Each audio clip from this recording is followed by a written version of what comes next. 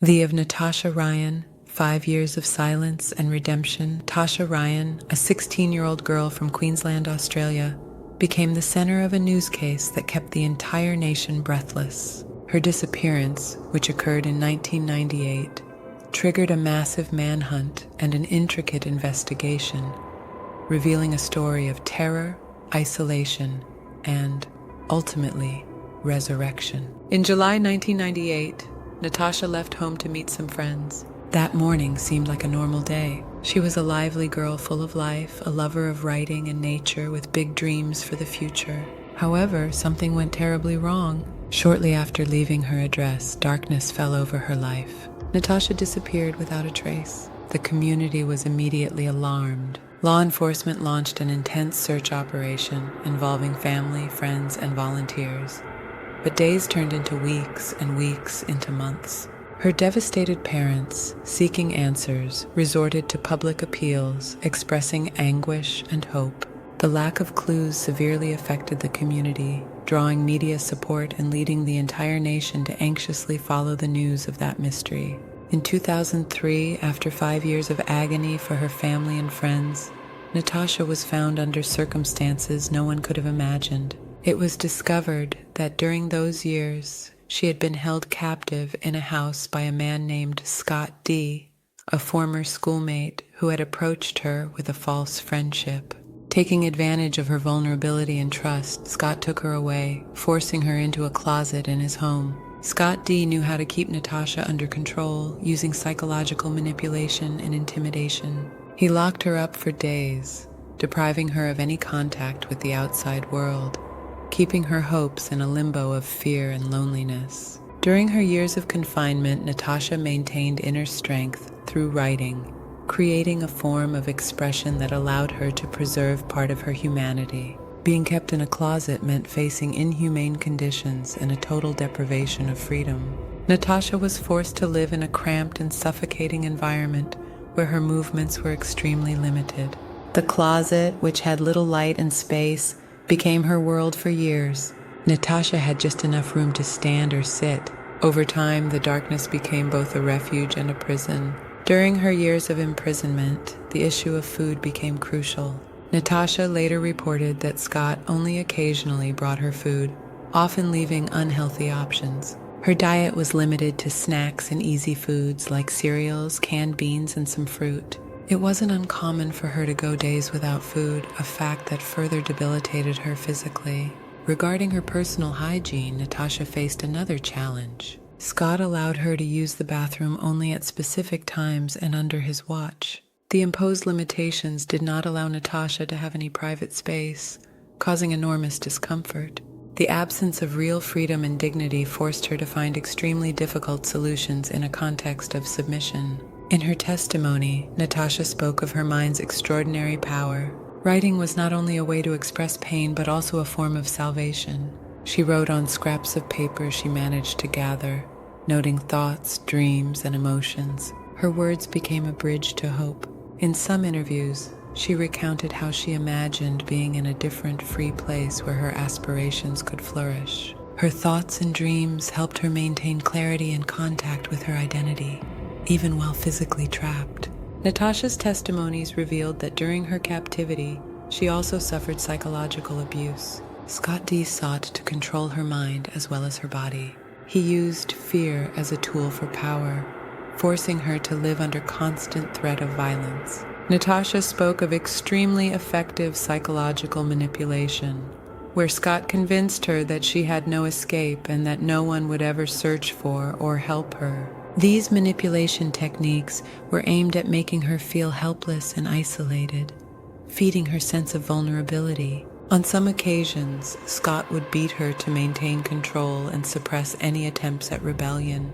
Natasha described moments when she felt defeated and decidedly alone. Speaking about the violence suffered, she revealed, "I felt as if I were just an entity, a shadow of the girl I once was. He told me I was worthless, that no one would ever want me, and that everything I would receive was only because of him." These abuses, invisible to outside eyes, left her with deeply rooted physical and emotional scars. When she was finally found, police officers were shaken to see not only Natasha's emaciated appearance, but also the enormous psychological burden she carried. Her story was complicated and loaded, representing not only a testimony of survival, but also a heartfelt plea for greater awareness on the subject of psychological and physical abuse. November 2nd, 2003 was a crucial date not only for Natasha Ryan, but also for the entire Queensland community, more broadly for Australia. The situation unfolded in a context of tension and anticipation that had lasted for 5 years. The hope of finding Natasha alive, which grew slimmer with each passing day, turned into shock and astonishment when the police received information that would change everything. The opportunity to discover where Natasha had been held captive came thanks to a witness who knew Scott D., her kidnapper. This informant, who lived near Scott's house, noticed suspicious behaviors and decided to share his impressions with the authorities. The police, based on this information and their previous investigation on Natasha, quickly organized an operation to verify the received intelligence. Law enforcement, aware of the importance of acting cautiously so as not to frighten Natasha or compromise the situation, planned a coordinated intervention. With great care, a group of officers went to Scott D.'s house to conduct a search. The atmosphere was tense. The fear of finding Natasha in dire conditions was mixed with a glimmer of hope. When officers entered the home, they were immediately struck by the disorder and the oppressive air that prevailed inside. At one point, they spread out together, searching various rooms in the house. It was in this context that some officers joined in the search for the closet, where Natasha had been locked away for so long. The discovery of Natasha occurred during an intense search of the property. Upon seeing a closet, the officers paused, drawn by a deep instinct and the critical awareness of past testimonies. When they opened the closet, they were greeted by a horrific reality. Inside, in a cramped and poorly lit environment, they found Natasha. The scene was heartbreaking. A young woman emaciated and visibly traumatized. Despite the clear signs of her long captivity, her resilience and spirit still shone through. Natasha, frightened but relatively lucid, looked up at the officers. For a moment, a silent understanding was created. They were there to save her, and freedom had finally arrived.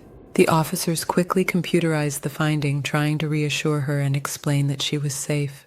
As she emerged from the house, Natasha appeared disoriented but also relieved. Law enforcement immediately organized medical treatment, taking into account the extreme physical and psychological vulnerability she was in.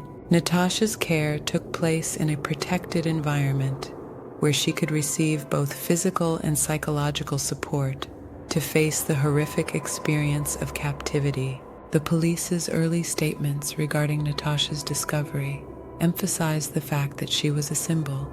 She represented not only a victory over crime, but also a testament to human resilience. The news of her recovery spread across the country, eliciting reactions of disbelief and joy among many Australians who had followed her disappearance and the massive search effort over the years. During the trial, Natasha's revelations about her years of captivity were shocking. Her testimony made tangible the horror of what she had experienced. The details of her suffering, not only physical but also psychological, showed the brutal reality of her abduction. Scott D., during the proceedings, attempted in various ways to justify his actions. The defense, in an effort to lessen the consequences of his actions, suggested that Natasha had played an active role in her own kidnapping. However, the evidence and the steadfastness of Natasha's testimony dismantled these claims. The jury understood that Natasha was not an aggressor, but a victim of one of the most ruthless and systematic abuses. In the end, the court sentenced Scott D. to 12 years in prison with parole agreements. The sentence was seen as an act of justice, but also as a sign that society was beginning to recognize the importance of giving a voice to those who have lived through experiences of abuse. After Scott's conviction, Natasha embarked on a long and difficult journey of recovery. Her story became a beacon of hope and change, and from the ashes of her captivity she emerged with renewed determination. She began working with mental health professionals to address the psychological consequences of her imprisonment. Throughout the healing process, therapy became a crucial part of her life, helping her to process the trauma and rediscover her identity. Natasha immersed herself in support programs for victims of violence, finding a new purpose in sharing her experience. She drew strength from connecting with other women who had faced similar abuse, creating a network of solidarity and support. She recognized that her journey was not just a personal matter, but an opportunity to contribute to a greater cause and raise public awareness about the issues related to violence and abuse. In 2005, Natasha published a memoir titled 5 Years of Silence, where she candidly and profoundly told her story. The book not only explored the traumatic experiences she endured during her captivity, but also challenged readers to reflect on themes such as vulnerability, resilience, and the need to protect those at risk of abuse. Her words touched the hearts of many, and the book became a bestseller. The proceeds were donated to organizations that support victims of violence, allowing Natasha to continue her mission. As the years went by, Natasha remained active in the field of activism. She participated in conferences, seminars, and school programs to educate young people about mental health issues, gender violence, and the importance of seeking help. Her public appearances were filled with emotion and authenticity, creating a space where people felt freer to share their own experiences. Additionally, Natasha became an advocate for mental health. By speaking about her experience, she was able to emphasize the importance of access to psychological support services for those who have lived through traumas. It is not a sign of weakness to ask for help. It is a great act of courage, she often stated during her speeches. The emotional depth in her presentations conveyed how difficult it had been to face her inner scars, but also how essential the healing process was. Today, Natasha Ryan lives in Brisbane, where she continues to dedicate herself to writing and activism. She has found balance and fulfillment in her work, striving to transform the shadow of her past into a light of hope for others. Her experiences have endowed her with a new capacity for empathy, and every day she seeks to make a difference in the lives of those facing difficult situations. Natasha has also started to work on a new project focusing on creating educational resources for students and adults, designed to address issues of trauma and resilience. She wants to ensure that her message of hope and resilience reaches as many people as possible, so that everyone can learn that even in the face of darkness and pain, it is possible to find the strength to rise again. After serving part of his sentence, Scott D. was released on parole.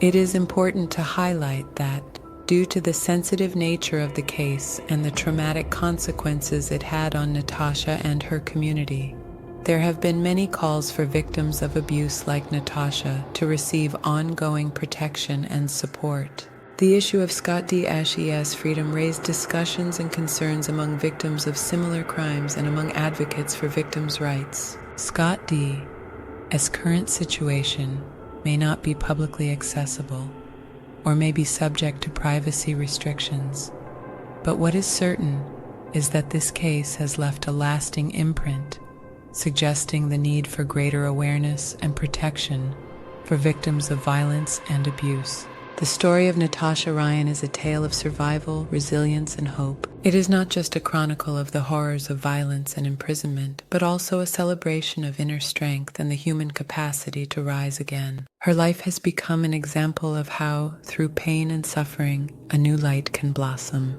Natasha has demonstrated that true liberation is not just physical, it also involves the power to confront the past and transform it into a better future. Her message continues to inspire anyone facing adversity, emphasizing the importance of speaking out, listening, and responding to silent voices. Her story invites us all to reflect on how we can contribute to creating a safer, more empathetic, and compassionate society where no one has to live in the shadows of solitude and suffering.